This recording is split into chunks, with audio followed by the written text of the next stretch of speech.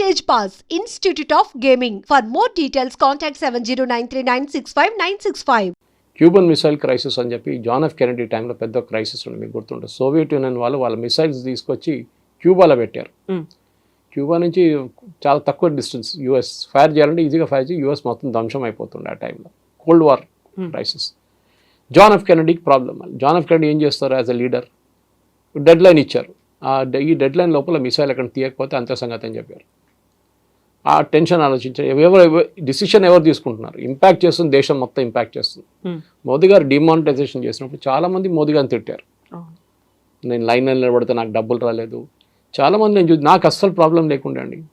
మీకు first of all మీకు కావాల్సిన ఎంత డబ్బులు ఉంటుంది, మీ ప్రాబ్లం ఏంటంటే మీరు అనుకున్నారు బ్యాంకులో ఉన్న డబ్బులు అంతా పోతుంది అనుకుని అందరు లైన్లో వెళ్ళి నిలబడ్డారు. ఎవరోదో పుకార్లు చెప్పారు. రాహుల్ గాంధీ లాంటి వాళ్ళు నేను లైన్లో నిలబడితే నాకు 10 పైసలు రాలేదన్నారు, 20 రూపాయలు వచ్చిందన్నారు. ఎవరెవరో కొంతమంది చనిపోయారన్నారు. ఏం జరగలేదు అసలు. సరే, ఇట్ వాజ్ అ మొమెంటరీ ఏం చెప్తారు, కొంచెం ఇన్కన్వీనియన్స్ ఉండే ఆ టైంలో. మోదీ గారు ముందే చెప్పి డిమానిటైజేషన్ చేయాలంటే సస్పెన్స్ ఉంటేనే కదా దానికి. అదర్వైజ్ మీరు ముందే చెప్పేస్తే అందరూ డబ్బులు అన్నీ వెళ్ళి దాచుకుంటారు, ఎక్కడో దాచుకున్న డబ్బులన్నీ తీసుకొచ్చి ఎక్స్చేంజ్ చేసుకుంటారు. చేశారు అప్పుడు కూడా చాలామంది. సో ఒక డిసిషన్ తీసుకున్నాడు. దానికోసం మోదీ గారు ఎప్పుడైనా 8 o'clock మాట్లాడుతుంటే చాలా మంది భయపడతారు. ఏంటో ఈసారి ఏం రాబోతున్నాయి, కోవిడ్ వచ్చింది, ఒకసారి కోవిడ్ బంద్ చేసి లాక్డౌన్ చేసేసారు, నెక్స్ట్ టైం దానికన్నా ముందు డిమానిటైజేషన్ చేశారు, నెక్స్ట్ టైం ఇప్పుడు మొన్న మాట్లాడి పాకిస్తాన్ గురించి మాట్లాడారు. సో పొలిటికల్ డిసిషన్ తీసుకున్నప్పుడు ఒక మెచ్యూరిటీ ఉండాలి యాక్సెప్ట్ చేయడానికి. దాన్ని క్రిటిసైజ్ చేయడం చాలా ఈజీ.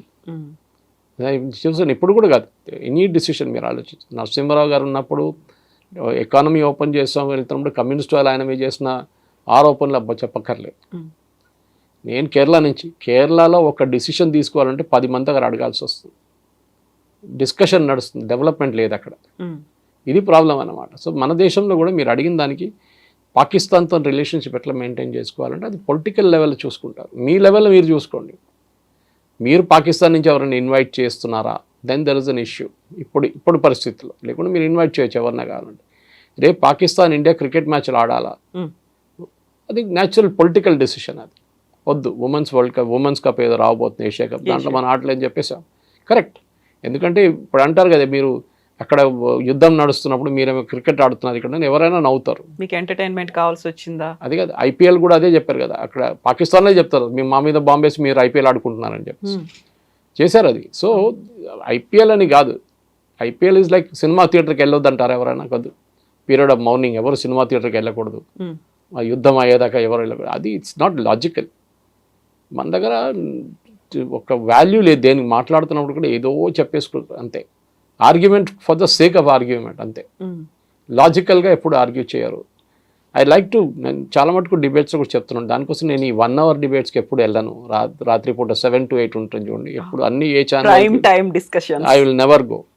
ఒకసారి అర్నబ్ గోస్వామి ఛానల్కి వెళ్ళాను, కానీ అక్కడ కూడా somebody came and told me on the earpiece discussion చాలా టండా అయిపోయింది, కొంచెం గరం చేయాలని చెప్పారు. Very obvious sign what to do. Anyway అదొక నైట్లో సర్కస్ అయిపోయింది అనమాట. అది లాజికల్గా మాట్లాడే డిస్కషన్కి వెళ్ళడానికి నాకు అభ్యంతరం లేదు. కానీ గంట సేపట్లో ఒకరు వచ్చి ఒకరిని తిట్టుకోవడము, వాని ఇంకో తిట్టుకోవడం, తర్వాత అందరు కలిసి చాయ్ తాగేసి ఇంటికి వెళ్ళిపోతారు. What did you learn from it? Zero. So మన ప్రేక్షకులు కూడా అర్థం చేసుకోవాలంటే, చాలామంది అడుగుతారు, you won't believe it, Suresh గారు మీకు నాలెడ్జ్ ఎక్కడి నుంచి వస్తుంది అన్నారు. మొన్న కూడా ఈ 2-3 ఛానల్ వాళ్ళు అడిగారు. నేను నథింగ్ మ్యాజిక్ అబౌట్ ఇట్. ఏ చిన్న టైం 10 నిమిషాలు దొరికితే కూడా ఏదో చదువుకుంటూ కూర్చుంటాను. When I'm driving I put my Bluetooth on, అంటే car Bluetooth on, and I listen to news, not watch news. ఎందుకంటే మన అటెన్షన్ రోడ్ మీద ఉండాలి, దానికోసం అనమాట. అది కాకుండా ఎప్పుడైనా ఇంటికి వెళ్ళంగానే పొద్దున పేపర్ ఉంటుంది, మళ్ళీ I have subscribe to lot of digital editions, అది చదువుకుంటాను. నేను యాజ్ అ నాలెడ్జ్ నేషన్, అదే చెప్తున్నాను, as a nation that has to have knowledge. మనం చదవాలి కంపల్సరీ. సబ్జెక్ట్ నాలెడ్జ్ కాదు, సబ్జెక్ట్ నాలెడ్జ్ అందరికి ఉంటుంది. ఏ ఇంజనీరింగ్ కాలేజ్కి వెళ్ళినా ఆ క్లాస్లో 100 మంది ఉంటే దాంట్లో minimum 60% will have standard knowledge. ఇంకొకరితో ఏం సపరేట్ చేస్తారంటే ఈ ఎక్స్ట్రా నాలెడ్జ్. ఎప్పుడు చెప్తాను, నేను చాలా కాలేజెస్కి వెళ్ళి మోటివేషనల్ టాక్స్ ఇస్తాను, అన్నీ చేస్తుంటాను. నేను ఎప్పుడు చేస్తున్నాను, almost 18 years I been doing teaching MBA students about marketing and sales. అందరికీ అదే చెప్తాను నేను, ఈ అబ్బాయి ఈ అమ్మాయికి డిఫరెన్స్ ఏంటి?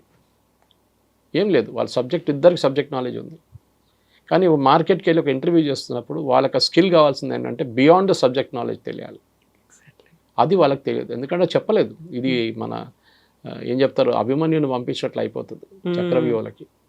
మన దగ్గర ఉన్న కాలేజీలు, మన దగ్గర ఉన్న జూనియర్ కాలేజీలు ఏం చెప్పిస్తారు, ఇది ఐఐటి జేఈ అంతే, ఇది రూటు, దాని లోపల వెళ్ళిన తర్వాత ఏం చేయాలో నాకు తెలియదు, సూసైడ్ చేసుకుంటారు. మీరు చూసుంటారు చాలా కేసెస్లో, డిప్రెషన్కి వెళ్ళిపోతారు. అది చెప్పరు, ఎందుకంటే not everybody is cut out for IIT.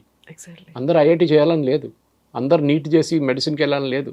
People are talented. ఇప్పుడు కూడా చాలామంది పేరెంట్స్ నా దగ్గర కౌన్సిలింగ్ అడుగుతారు, మా అబ్బాయి అమ్మాయి మీలాగా హోటల్ మేనేజ్మెంట్ చేయాలనుకుంటుంది. ఐఎమ్ ఆ hotel management guy who got into journalism. నేను చెప్తాను, చూడండి చాలా టఫ్ కోర్స్, బహుశా ఆర్మీ తర్వాత అన్నిటికంటే టఫ్ కోర్స్ ఇది. So you decide what to do.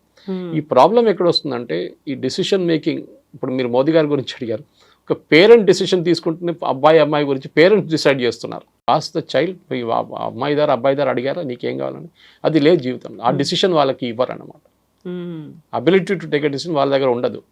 వాళ్ళు పెద్దగా అయ్యి దాని తర్వాత నాకు తెలిసిన చాలా మటుకు డాక్టర్లు ఒక రోజు కూడా ప్రాక్టీస్ చేయలేదు.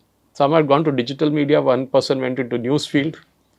ఆలోచించండి. So square pegs and round holes అంటాం మనం ఇప్పుడు ఇంగ్లీష్లో, అది కేసు అనమాట. సో లీడర్స్ ఎబిలిటీ మీద మనకు డౌట్ ఉంటుంది, స్టూడెంట్స్ మీద కూడా డౌట్ ఉంటుంది. ఇలాంటివి అనుకుంటున్నప్పుడు వెరీ రీసెంట్గా మోదీ చేసినటువంటి కామెంట్స్, నా దేహంలో బ్లడ్ కాదు సింధూర్ ప్రవహిస్తోంది, ఇంత స్ట్రాంగ్ స్టేట్మెంట్స్ చాలా గట్టిగా చెప్తున్నారు. బట్ అక్కడ ట్రంప్ విషయం వచ్చేసరికి అంత సైలెంట్గా ఎందుకు అయిపోతున్నారు, పిల్లిలాగా ఎందుకు మారిపోతున్నారు అనేది రాహుల్ గాంధీ చేసినటువంటి కామెంట్స్ ఉన్నాయి. అవి కూడా అంతే స్ట్రాంగ్గా వినిపిస్తున్నాయి. ఏం జరుగుతోందంటారు? ఎందుకు అంత అపనమ్మకం ఎందుకు ఉందంటారు? ట్రంప్ మోదీకి ఫోన్ చేశారు ఎప్పుడైనా? లేదు కదా.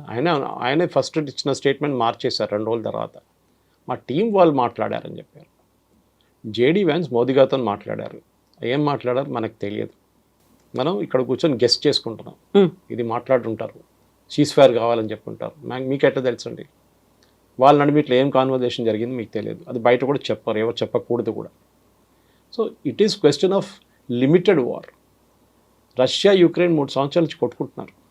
1,00,000 మంది అక్కడ చనిపోయారు, 1,00,000 మంది ఇక్కడ చనిపోయారు. ఎవరికేమైనా వచ్చిందండి? ఏం రాలేదు. ఒక ల్యాండ్ అక్కడ గుంజుకున్నారు, ల్యాండ్ ఇక్కడ గుంజుకుంటారు. 5 కిలోమీటర్ అక్కడ వెళ్తారు, 5 కిలోమీటర్ ఇక్కడికి వస్తారు. ఒక ఫుట్బాల్ గేమ్, నేను ఎప్పుడు చెప్తుంటా ఈ పార్లెన్స్, బహుశా మీ ఛానల్ కూడా చెప్పాను ఒకసారి. ఫుట్బాల్ గేమ్ 90 నిమిషాలు ఉంటుంది, దాని తర్వాత 30 నిమిషాలు ఎక్స్ట్రా టైం ఉంటుంది, స్కోర్ ఈవెన్ ఉంటాయి, దాని తర్వాత పెనల్టీ షూట్అవుట్స్. కాదు 6 గంటల సేపు ఫుట్బాల్ ఆడదామంటే ఎవరైనా అగ్రీ చేస్తారండి? ఎనర్జీ ఉంటుందా? ఉండదు కదా. దేశం కూడా అంతే. మన సోల్జర్స్ ఒట్టే కూర్చున్నారు, వాళ్ళ దగ్గర నెక్స్ట్ 1 year మనం కొట్టుకుందాం అని చెప్తారు పాకిస్తాన్తో. వాళ్ళు చనిపోతే వాళ్ళ ఫ్యామిలీకి పోతుంది, మీకేం పోదు అని చెప్పాలి. మన చాలామందికి చెప్తారు కదా, యుద్ధం అంటే పాకిస్తాన్ వెళ్ళి కొట్టేసేయండి. మోదీ గారు ఎందుకు ఆపారు? మోదీ గారు ప్రైమరీ ఆబ్జెక్టివ్ ఏముంది? టెర్రరిస్ట్ క్యాంప్ కొట్టడం. చేశారు. దాన్ని కూడా రాహుల్ గాంధీ పిల్లలు పెట్టారు. జయశంకర్ గారు ఇచ్చిన స్టేట్మెంట్ ట్విస్ట్ చేసి before the start of the operation అని చెప్పారు Jaishankar garu. Not before, start of the operation we inform Pakistan. అది స్టాండర్డ్. మనం సైన్ చేసిన అగ్రిమెంట్ నిన్న బయటకు వచ్చింది ఒకటి 94లో. 94లో ఎవరు ఉండండి పవర్లో? We all know who was there. Congress government ఉండే. సో 94 సైన్ చేసిన అగ్రిమెంట్లో మనం చాలా క్లియర్గా చెప్పాం, మన న్యూక్లియర్ సైట్స్ ఎక్కడ ఉందో వాళ్ళకి చెప్తాం. Every 1st of January every year మన న్యూక్లియర్ సైట్ లిస్టు, వాళ్ళ న్యూక్లియర్ సైట్ లిస్టు ఎక్స్చేంజ్ చేసుకుంటాం మనం. అది కాకుండా ఏదైనా మేజర్ ఆపరేషన్ చేసే ముందు వీ విల్ ఇన్ఫార్మ్ దెమ్, మా ట్రూప్స్ మూవ్ అవుతుంది, మీరు టెన్షన్ పడకండి. This is for a regular training exercise. Even Israel కూడా ఫస్ట్ టైం బాంబింగ్ జరిగినప్పుడు కూడా గాజా మీద కానివ్వండి, హూతీల మీద కానివ్వండి, ఈవెన్ రెస్పాండింగ్ టు లెబనన్, వాళ్ళు ఫోన్ పికప్ చేసి 5-6 దేశాలకు చెప్తారు. మెయిన్గా యుఎస్, యూరోప్లో యూకే, జర్మనీ, ఫ్రాన్స్, అట్లాంటి 5-6 నేషన్ యూఎన్లో ఎవరు ఉంటే యూఎన్ కూడా చెప్పిస్తారు. మనం కూడా అదే చేసాం. The moment the war started, the moment the action started, 7th రోజు డీజీఎంఓ ఆయన ప్రెస్ కాన్ఫరెన్స్ చెప్పారు, మన వాళ్ళు అది వినలేదు. ఈ పవన్ ఖేరా కానీ, జయరామ్ రమేష్ కానీ, రాహుల్ గాంధీకి తెలియదు. DGMO sir, I tried reaching out to my Pakistani counterpart but he refuse to take the call. So నేను చెప్పాను, ఆల్రెడీ మీ బేసిస్ ఇట్లా టెర్రరిస్ట్ బేస్ మీద అటాక్ చేశాము అని చెప్పంగానే okay we will respond with more force అని చెప్పి ఫోన్ పెట్టేశారంట. That's hotline actually. Dial చేయక్కర్లేదు, ఫోన్ పికప్ చేస్తే ఆ ఇంట్లో రింగ్ అవుతుంది అది అట్లా. సో ఆ రెస్పాన్స్ అక్కడ ఆగిపోయింది, దాంతో ఫినిష్. కానీ మళ్ళీ పాకిస్తాన్ వచ్చారు బయటికి, మళ్ళీ వచ్చి మన మీద దాడి చేసాం, మనం రిటర్న్ దాడి చేశాం. సో మోదీ గారు ఎందుకు ఆపారు? మోదీ గారు ట్రంప్ మాట వినంగానే పడిపోతారు అట్లేం లేదు. మన సెల్ఫిష్ ఇంట్రెస్ట్ ఉంటుంది. ట్రంప్తో చేసిన డీల్ మనకు తెలియదు, బహుశా మోదీ ఇండికేట్ చేశారు అది. అంటే నెక్స్ట్ టెర్రరిస్ట్ అటాక్ చేస్తే they given us a free hand. Pakistan వైపు నుంచి ఆ పెహల్గాం లాగా, ఉరీ లాగా, లేకుంటే పుల్వామా లాగా ఏదైనా మేజర్ అటాక్ జరిగితే భారతదేశం ఏం కావాలంటే చేసుకోవచ్చు అని చెప్పి that is the assurance which US has given. Obviously చాలా మటుకు జయశంకర్ గారు కానీ, ప్రధానమంత్రి గారు కానీ, రాజ్నాథ్ సింగ్ గారు కూడా, అమిత్ షా గారు చాలా క్లియర్గా చెప్పారు, నెక్స్ట్ అటాక్ దిస్. ఇప్పుడు పాజ్ బటన్ వస్తామని, స్టాప్ బటన్ వస్తలేదు, it's on pause. So Trump చెప్పిన దానికి మోడీ గారు పడ్డానికి ఏం లేదండి. Trump is a transactional man, మనం అర్థం చేసుకోవాలి. రియల్ ఎస్టేట్ నుంచి వచ్చింది ఆయన, ఆయనకి పబ్లిసిటీ కావాలి, ఆయనకు డెస్పరేట్గా ఒక నోబెల్ పీస్ ప్రైజ్ కావాలి. వీళ్ళిద్దరిని కల్పిస్తే నేను మళ్ళీ యుక్రెయిన్ రష్యాని కూడా చేసేస్తే నాకు ఒక నోబెల్ పీస్ ప్రైజ్ ఇస్తాను. క్లింటన్కి ఇచ్చారు ఒకసారి, ప్యాలెస్టైన్ ఇజ్రాయెల్ కాన్ఫ్లిక్ట్కి డీల్ చేసి యాసిర్ అరాఫాత్, ఇత్సాక్ రబీన్ కూడా ఇచ్చారు, నాకు కూడా కావాలని చెప్పేసి. ఆయన చేసిన స్టేట్మెంట్ ఆయన కంట్రీలోనే సీరియస్గా తీసుకోరు. మనం చూస్తుంటాయి, నిన్న యాపిల్ ఐఫోన్ గురించి ఒక ట్వీట్ పెట్టారు. అంటే నేను 25% డ్యూటీ పెడతానండి. ఎవరికి పోతుందండి? ఎవరు కడతారు ఎక్స్ట్రా 25%? కొంటున్నా యుఎస్ గవర్నమెంట్ కాదు, ఎవరు కొంటారో వాళ్ళు కడతారు. యుఎస్లో తయారు చేయాలంటే దానికన్నా ఎక్స్పెన్సివ్ అయిపోతుంది, డబుల్ ద రేట్ అయిపోతుంది ఫోన్ది. బయట ఎందుకు చేపిస్తారంటే వాళ్ళ వేజెస్ తక్కువ ఉంటుంది. ఇండియాలో ఉన్న వేజెస్ కానీ, చైనాలో ఉన్న వేజెస్ కానీ, వియట్నాంలో ఉన్న వేజ్ తక్కువ ఉంటుంది. So that is why the phones are made here. యుఎస్లో ఇచ్చే జీతాలు ఇస్తే ఆ ఫోన్కి డబుల్ ద రేట్ అయిపోతుంది. సో వీ కెనాట్ అఫోర్డ్ అని చెప్పి అక్కడ. సో దానికి ట్వీట్ చేసి నేను వాడిని ధమ్కి ఇచ్చాను, నేను అది చెప్పాను. టిమ్ కుక్ ఏమైనా స్టేట్మెంట్ ఇచ్చారండి ఫ్రమ్ యాపిల్ సైడ్? నో. ఆయన షేర్ హోల్డర్స్ ఉన్నారు, వాళ్ళకి స్టేట్మెంట్ ఇవ్వాలి కదా, ఏం చెప్పలేదు. వీఆర్ కంటిన్యూయింగ్ బికాస్ యాపిల్ డైరెక్ట్గా భారతదేశంలో ఫోన్ తయారు చేయవు. Its company call Foxconn where చేస్తున్నారు వాళ్ళు చాలామందికి తయారు చేస్తారు, ఫాక్స్కాన్ లాంటి కంపెనీ. సో వాళ్ళు చేస్తే పని వాళ్ళు చేస్తున్నారు. కానీ ట్రంప్ ధమ్కి ఇచ్చాడు మోదీ గారికి క్వాట్ అయిపోరు. అట్లా మంచి కాదండి. మనం we are not Manmohan Singh. Pokhran blast చేయడానికి ట్రై అయినప్పుడు తెలిసినప్పుడు నరసింహరావు గవర్నమెంట్ కానీ, మన్మోహన్ సింగ్ గవర్నమెంట్ కానీ ప్లాన్ చేసినప్పుడు తెలిసిపోయింది యూఎస్కి. ఆలోచించండి, క్యాబినెట్లో డిస్కస్ చేయగానే వాళ్ళకి తెలిసిపోయింది that India is going to conduct nuclear test, underground nuclear test. ఆపేశారు, ప్రెషర్ పెట్టేశారు. అదే టైంలో వాజ్పేయి గారు గవర్నమెంట్ వచ్చినప్పుడు చూడండి ఏం చేశారు. Kalamji was there, George Fernandes was there. క్వైట్గా చేశారు, రాత్రిపూట పనిచేసి పొద్దున ఏం లేకుండా పెట్టేశారు, మొత్తం సాఫ్ చేసేసి మళ్ళీ రాత్రి పనిచేసి 3వ 4వ రోజులో we had a first test and after that 3 days తర్వాత ఇంకో టెస్ట్ చేసాం మనం. చేసాం కదా. సో ఇది ప్రాబ్లం అన్నమాట వీళ్ళది. సో వీళ్ళకి రాహుల్ గాంధీ లాంటి వాళ్ళకి చెప్పడానికి చాలా ఈజీ. ప్రెషర్ పెట్టారు దానికోసం ఆపేసామని చెప్పేసి. ఎన్నిసార్లు యూఎస్ మన మీద ప్రెషర్ పెట్టారు మనకే తెలుసు. షిమ్లా అగ్రిమెంట్ ఎవరు చేయించారండి? ఇందిరాగాంధీతోని, జుల్ఫికర్ అలీ భుట్టోతోని. దానికన్నా 1 సంవత్సరం ముందు బంగ్లాదేశ్ లిబరేట్ చేసిన మనిషిని 1 year తర్వాత మొత్తం ఇచ్చిన ల్యాండ్లన్నీ మనం ఇచ్చుకోవాల్సి వస్తుంది, including Hajipir. 1600 square kilometers we return to Pakistan Shimla అగ్రిమెంట్లో. ఎందుకు ఇచ్చారంటే స్ట్రాంగ్ లేడీ, ఐరన్ లేడీ, ఎందుకంటే యూఎస్ డిక్టేట్ చేశారు you have to give back this land అని చెప్పేసి.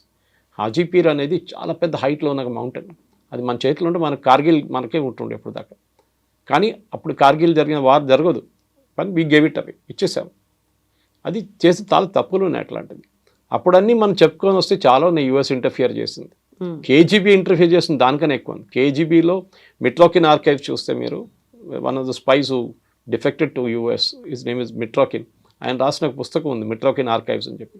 దాంట్లో ఓపెన్గా చెప్తున్నారు ఇందిరాగాంధీ క్యాబినెట్లో 3 మంత్రులు union ministers were KGB spies. KGB కోసం స్పైయింగ్ చేస్తున్న మనుషులు.